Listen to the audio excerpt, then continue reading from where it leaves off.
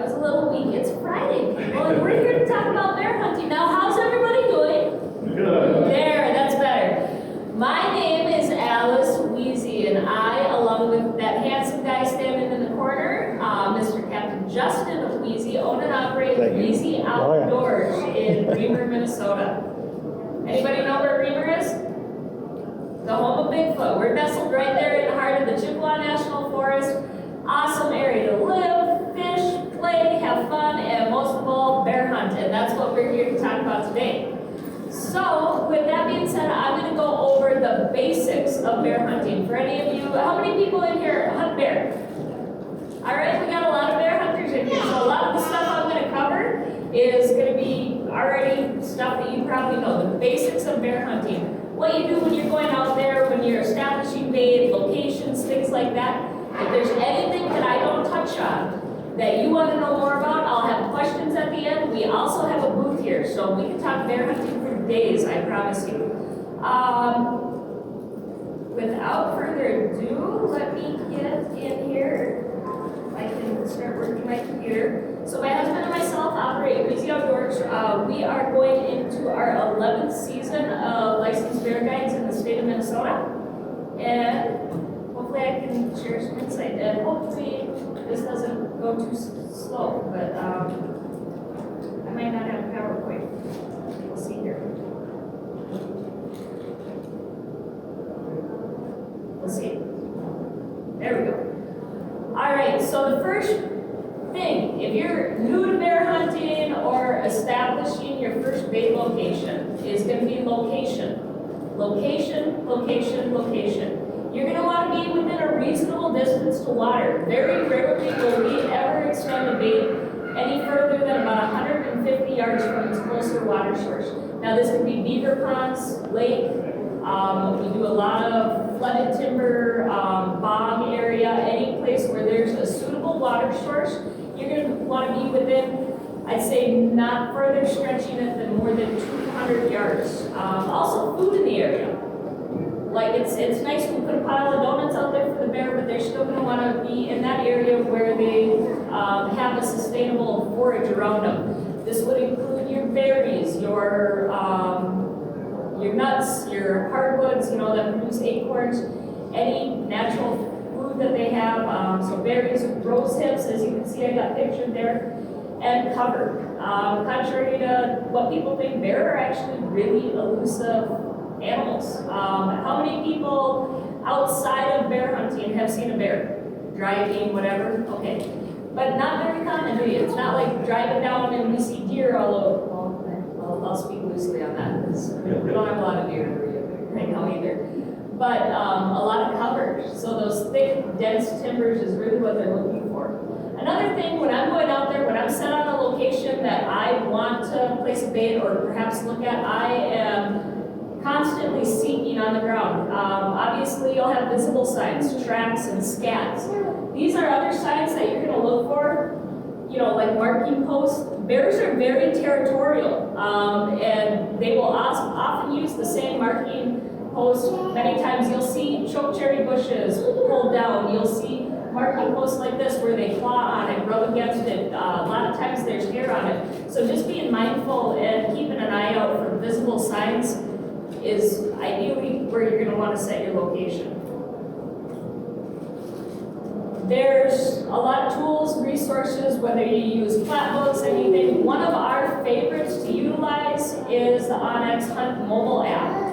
This is a mobile app that you can get on any of your cell phones. What this is a mapping device, and one of the key features is there's numerous different layers you can intercept on it. It gives you clear definition of private property versus public property. And not only when it comes to public land, it also tells you what kind of land you're on. Am I going to be on state land, WMA, national forest where I hunt a lot in the Chippewa National Forest, tax forfeited, county. Because keep in mind there's a lot of things that you can do on certain types of public land that you're not going to be able to on others. So for instance, Chippewa National Forest.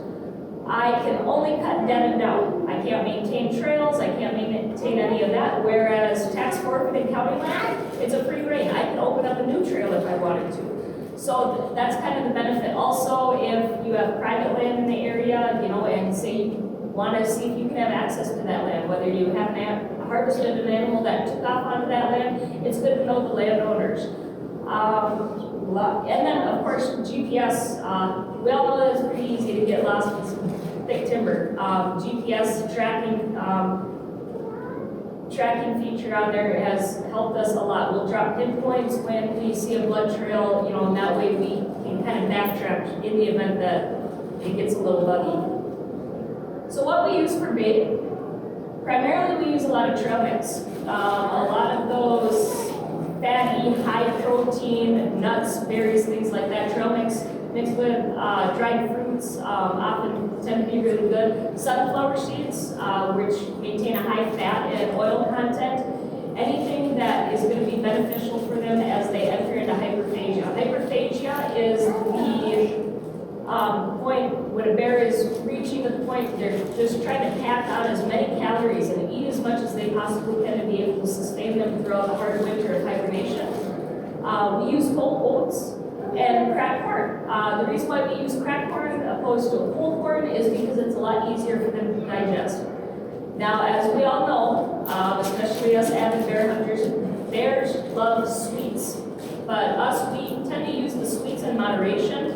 We get the cookie doughs, the licorice, the gummies, things like that. But using it in moderation with primarily the sunflower seeds or your corn fillers is going to be prominent in your bait.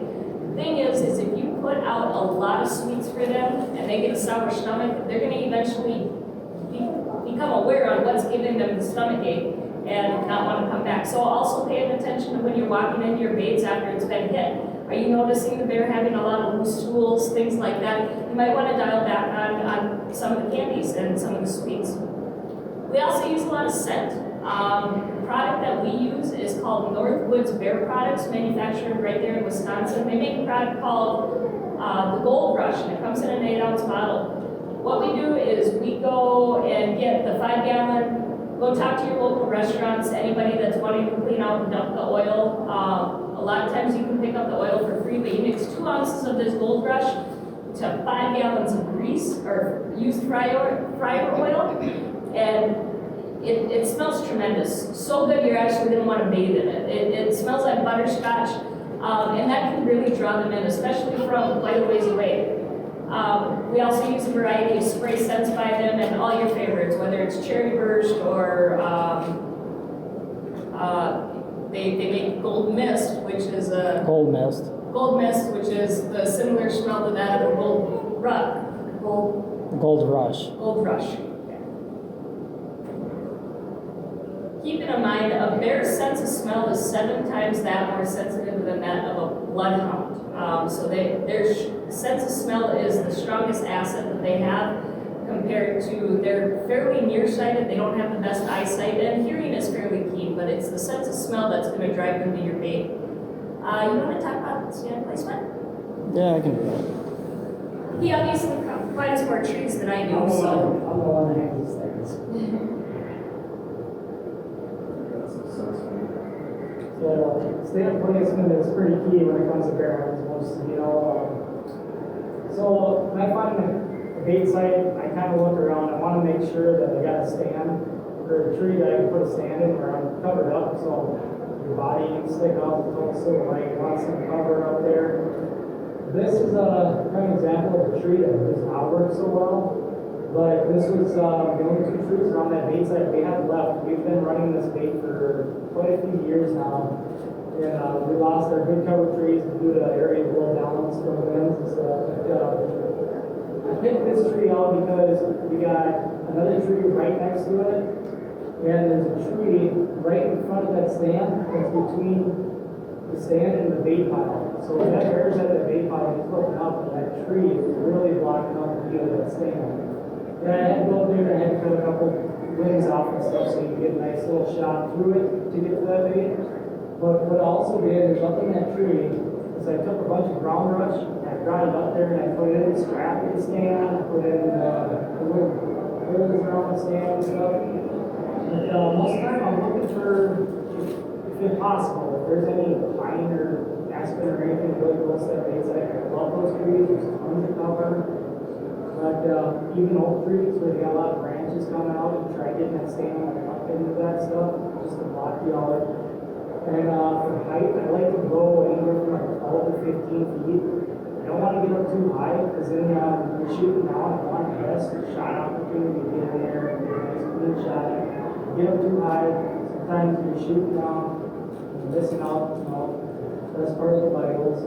And for the distance, that kind of depends on what you have for the bait site. Most places in northern Minnesota, you can get to 30 yards from the bait site. It's reaching out there, so you can't go in there and clear out areas and stuff. So pretty much the distance we use is anywhere from 15 to 30 yards. Some of our baits, I think we have them that's like 8 yards or so. That's very sharp. Okay.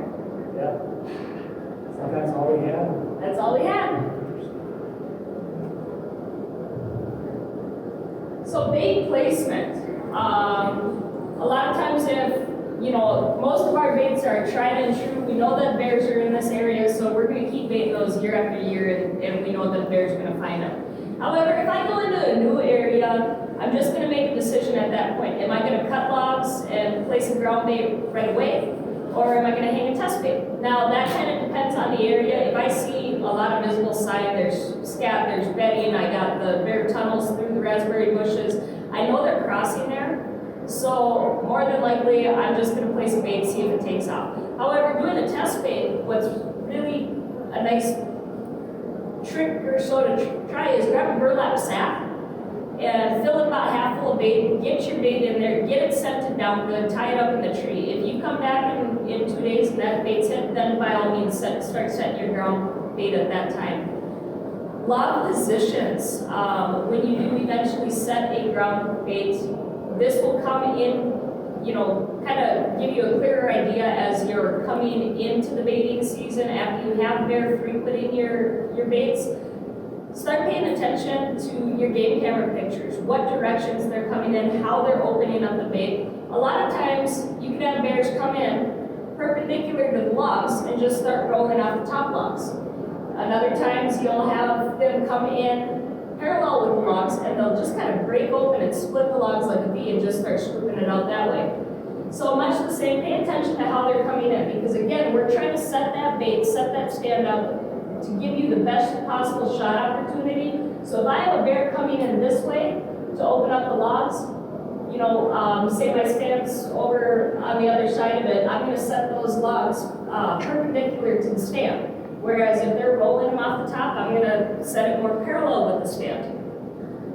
Scenting and scent drags. Again, when we set that bait, I'm going to take that gold brush that I mixed with my used fryer oil and I'm going to dump it on the logs. The nice thing about using used fryer oil, whether you use scent or not, used fryer oil itself is very much water soluble. They're going to get that on their paws, pads, they're going to track that around. You have other animals coming into the bait that are going to spread that scent more. So I'm going to dump that on the logs, and then I'm going to take just whatever little bit still left in my bucket, and I'm going to make a full sweep. Try to get on the tree line as high as I can, because the wind will then carry that scent. A lot of times if it's a new stand or a new bait placement, I'll take an old t-shirt or an old rag, I'll dump that in the fryer oil, pull it on a rope, I'll pull it with me as I'm walking out of the stand all the way up to the four-wheeler trail, and I might tie it to the four-wheeler and drag it, say, 60 yards down the trail. The reason why I only go about 50 or 60 yards is because you're going to want to catch the scent of the bear, any bear that might be crossing that trail, but at the same time, you don't want to go in the opposite direction and follow all the way back to where you had parked your truck. You want them to be able to notice a stop in the scent, to be able to follow it back to your bait. The bait amount, for a long time we were tossed up about this. We've all heard it, especially us experienced bear hunters, that as we're getting closer to season, you're going to want to start cutting back the amount that you bait them as for quantity, to keep them hungry and keep them coming back as we get into the season. We have found out now through our experience that that's false. The biggest thing that you want, especially if you have multiple bears coming into your area, is keeping that bait full. If you have a lot of younger, your 2 to 3 year old bears coming in, and then you got that big one coming in that seems right at dark, and he walks into an empty bait, he's gonna go find food elsewhere. So we actually bait all of our baits with a full 5-gallon bucket, but that's because we're baiting every day. A lot on the amount that you're gonna bait is gonna come down to how often you're baiting. If you're in a position where you can only bait once a week or a couple times a week, unlike every day, you're gonna wanna increase the amount of bait that you're feeding. This is why using a barrel in Minnesota is really nice. You register the barrel, you can fill it up, and that way you can check on it less frequently, which is also a benefit because you're not disturbing the area as much. Frequency of baiting, again, goes with how often you're able to do it. I can say just whatever you decide that you're able to do, just remain consistent with it. Consistency is key in baiting. We run a bait, I believe last year we had 34 baits. Yeah. 34 baits roughly. We have it set, it's a well-oiled machine by now. We know exactly what bait we're starting off with in the morning and what bait we're gonna finish. We run them in order, in a line, and never do we deviate from that because the bears become familiar with it. Every time you run in there with the four-wheeler, it's becoming more like a dinner bell with them. We start in the morning baiting, and we notice that earlier in the day, baiting, when we're in there disturbing the area, more likely that'll keep them from becoming nocturnal. Whereas if you can only go out and bait in the afternoon, don't be surprised if the bears start coming in a little bit later, right at that dusk, right at that nighttime. So, and we can get that, I have another example of that here coming up. During the hunt itself, prepare yourself to sit until last light. The benefit of that is because a lot of times these bears are right within, they very rarely move away from the general area where you're baiting. We've been in baits and we've had them walking in as we're filling up the bait, waiting for us to leave, so very rarely are they ever quite a ways away from the bait once they found a reliable food source. We practice what's called 2 in, 1 out. Where that is, like I mentioned, every day I'm in there baiting with the four-wheeler, that becomes a dinner bell to them. They know that people are there to feed them. So when we're on the hunt, we still practice that, still in order, still at the same time. Say I have a tag and Justin's driving me out, he's gonna drive me out on the four-wheeler.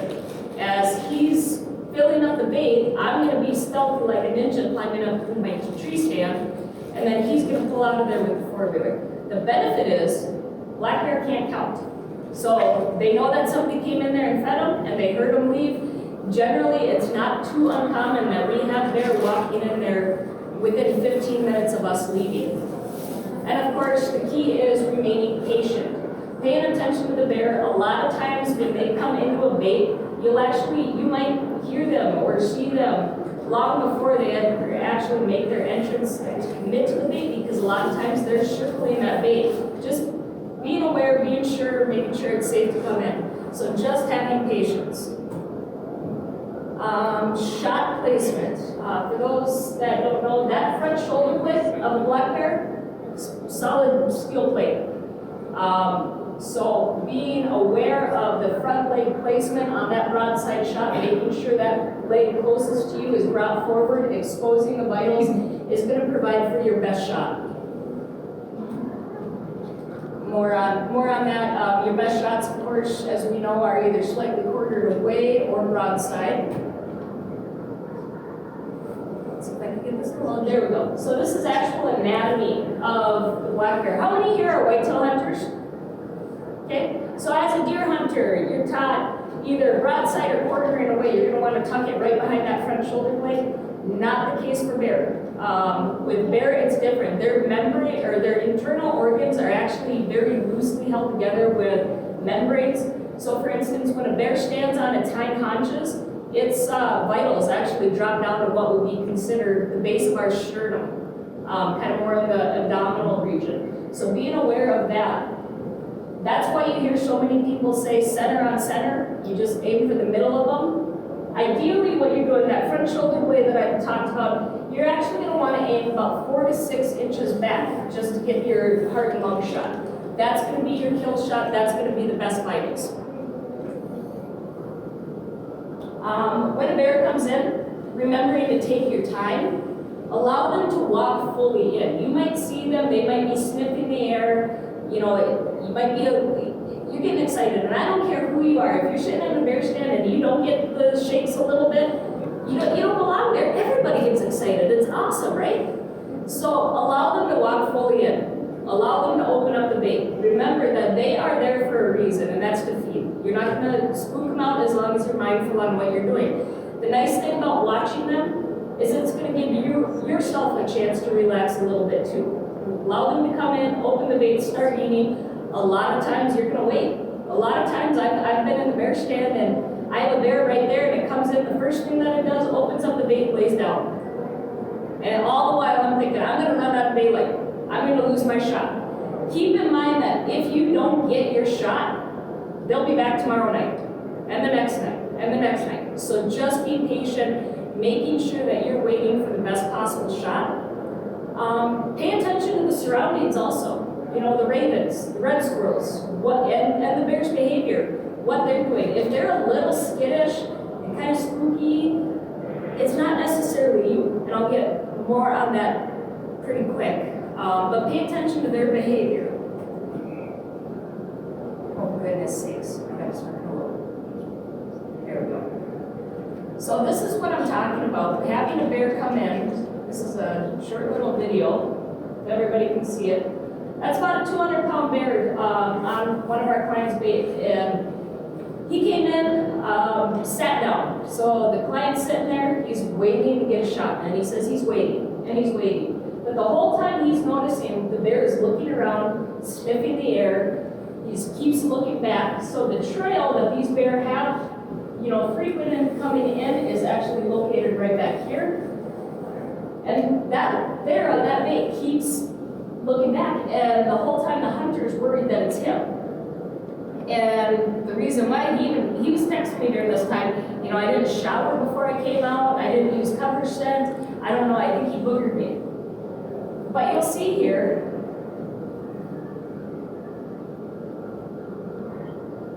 not too much longer. I should have cut this down just a little bit more. You'll see him bust out of there. Hunter thought, crap, there was my chance. There was my shot. But the reason why he was doing that is because of what comes in next. If the video is still playing. Yeah, it is.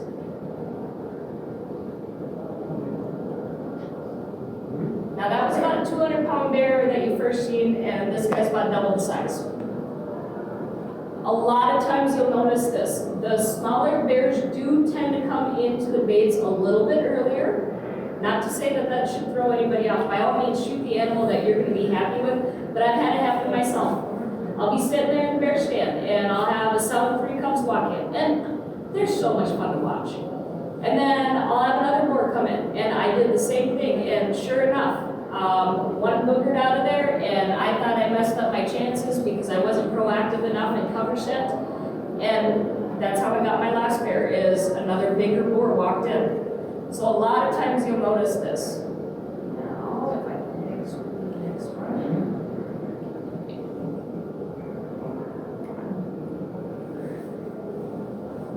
There we go. So that bear weighed in at 535 pounds dressed with an overall skull score of 20 and 8/16 inch.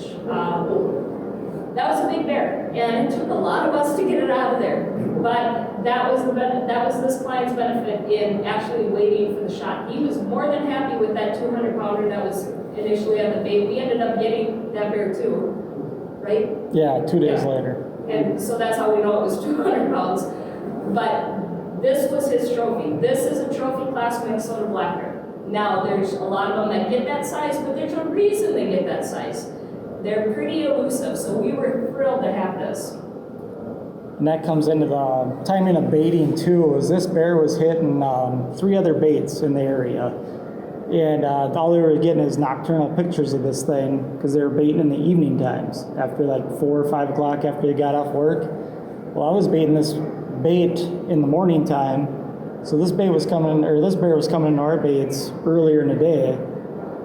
So as he came and fed at our baits, he'd leave and go feed at their baits after they got done. So benefit getting out there in the morning can really possibly put you in this position.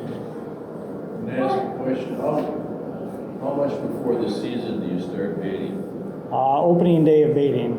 So you don't bait way before the season then? No. I'd go broke, unfortunately. Well, that's the thing, I just, No, people so- that do it, and I thought, well, why? Because you just wasted bait. Yep, so the benefit of Minnesota for people that want to do that, you are permitted to bait bear year round.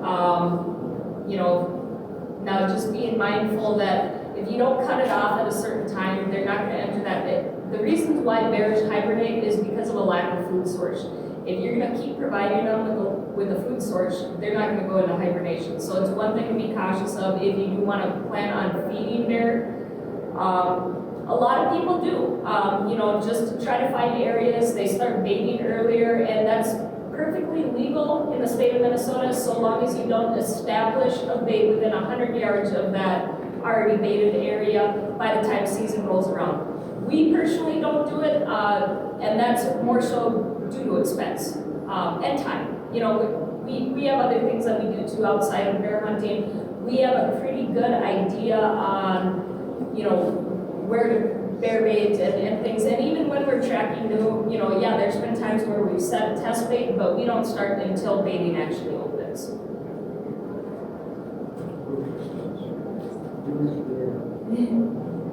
Any questions? Yes, sir. With baits, I used to hunt bear a long time ago, and then you Yeah. always went and you had to pull your stuff together. But I noticed there's a lot more companies that produce bear baits. Do you have any recommendations? Yeah. So really, they're all actually selling the same products. They're buying it at wholesale from like General Mills, things like that. Planters Peanuts. We ourselves use Wildwood Bear Bait, and they're located just south of Greater Minnesota. That's where we've been. We know the original owner, Gordy. He passed away a few years ago. Great family-run business. His son took it over along with his granddaughter, and we just developed a close relationship with them. But all of them are great. Tony Dorn. Tony Dorn operates Kingpin in both Brainerd and Bemidji. They do a really good job. There's Lucky 7 Bear Bait in Cambridge. I believe there's one up here in Aurora area. And they all sell the same products and relatively at the same price. So if there's one that I recommend, it obviously be Wildwood Bear Bait, but that's because I'm a little biased. But they all do a great job selling similar stuff. When it comes to scents too, you'll notice the products of scents, there's a lot more coming to market. You got Bear Scents, X Scents was the new one last year. Like I said, we've used Wildwood Bear products, this Gold Rush, for the last 10 years, and I don't see any reason to change. But again, they're all going to be similar to overall what they put out there. It's just a matter of preference and location. Any other questions? We got more questions. We got to stump the guide up here. Well, if you guys do have questions, by all means, ask them right now. Otherwise, we do have a booth here. You can find us in the ballroom. Wheezy Outdoors. We'll talk bear, we'll talk fishing, we'll talk birds, whatever you want. We have a question. She would like to know if and when you actually saw Bigfoot. That is a great question. So I can't say that I personally have. I structured this photo a little bit, having fun with it when Reamer became popular as the home of Bigfoot. So I had to put up, this is actually our trail cam picture, and I haven't seen Bigfoot. I'm not going to comment as to whether or not he's out there because I've talked to enough people that swear it's true. So. If you ask our 5-year-old son, he's out there. Yep, our 5-year-old son. So our 5-year-old son has gone as far as naming Bigfoot. His name is Carl. So No, we gotta get that straight. Our friend named him Carl. our friend named him Carl, and our 5-year-old keeps up with it. So I can't say that I've seen Bigfoot. I know enough people that claim that they have, so. Any more? There could be questions on Bigfoot. Yes? You mentioned that the food source is key for the hibernation. With the mild winter, you know, it's not mild today. Will they bear be coming out of hibernation sooner? Or was They certainly can, and that's all dependent. In fact, here when we had 40 degrees in January, there was actually a few bear recordings seen. It's a common misconception to think that they sleep the entire time. It's not uncommon for a bear to come out early hibernation. They'll go right back in, whether they're looking for food or whatever. One of the benefits is, and one of the things that was astonishing is we had such an enormous bumper crop this year for natural forage, for acorns, for berries. I mean, typically we see the berries dry up in early September. We had them all the way in mid-October this year. It was just an enormous bumper crop and if anybody's like me, I look at muskrat houses and natural forage to determine if it's going to be a bad winter or not. Well, I see those muskrat houses and they were fairly high and natural forage was plump. I'm like, oh boy, we're in for a hard winter. And I was proven wrong. So It's not over yet. that's what I'm saying. I won't roll the ball yet because we still have to make it through the rest of February and March. And it's Minnesota. It's Minnesota. It can change rapidly. But yes, to go back to your question, it's not uncommon for them to come out, especially in a mild winter like this.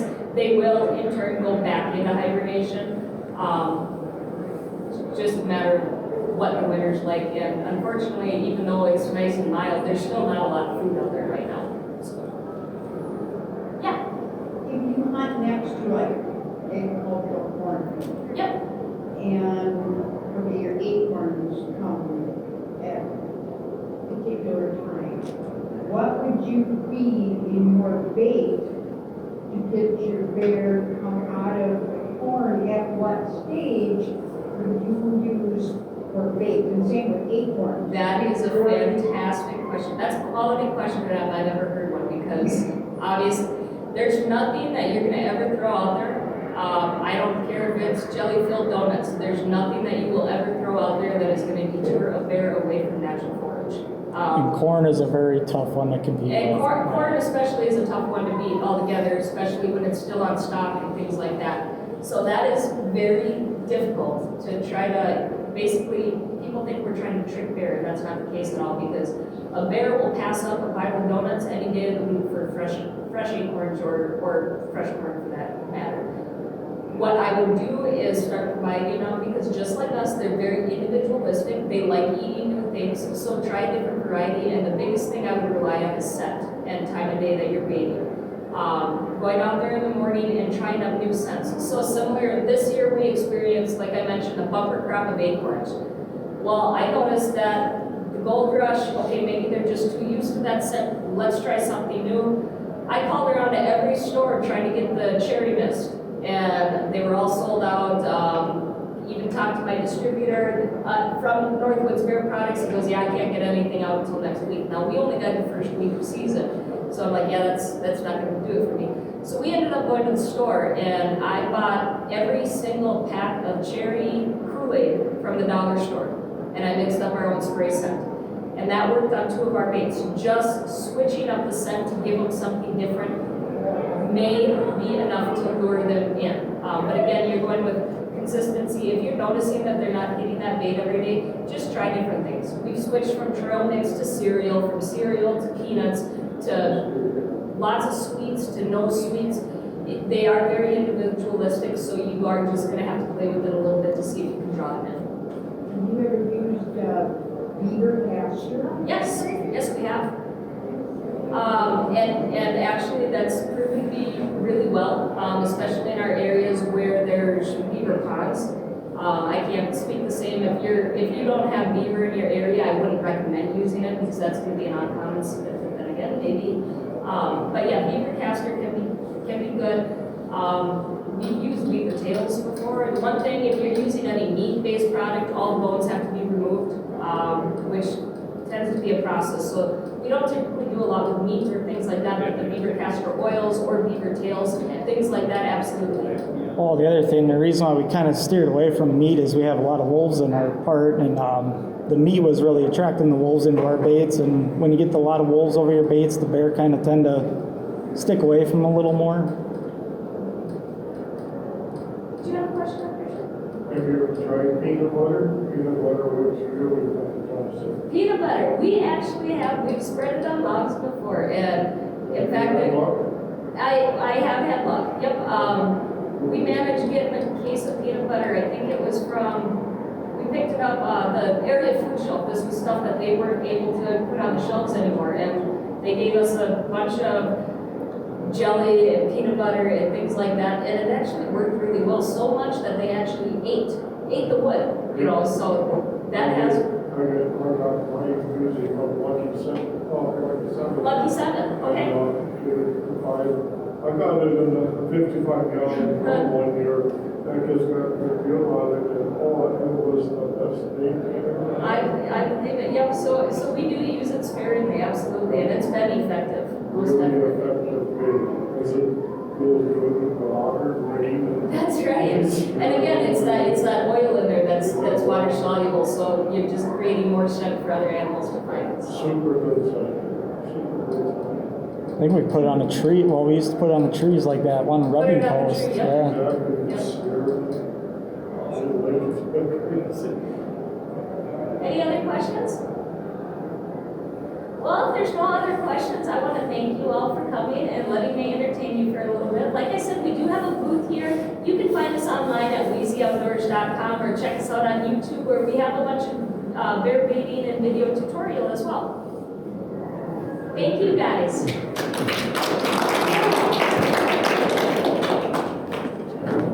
Hey guys, thanks for watching. Say, we're gonna keep more videos coming your way, and who knows what's gonna be on them. So if you liked what you just seen, wanna see more, then join us along on all of our adventures by hitting that subscribe button.